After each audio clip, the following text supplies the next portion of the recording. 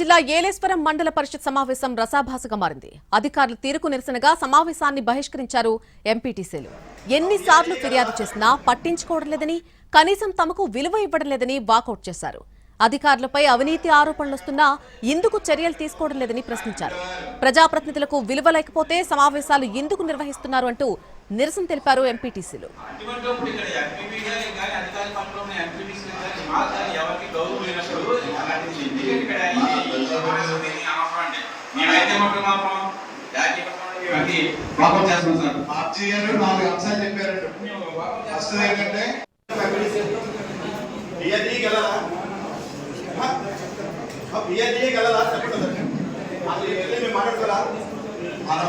గత సమావేశంలో చేసే ప్రకారం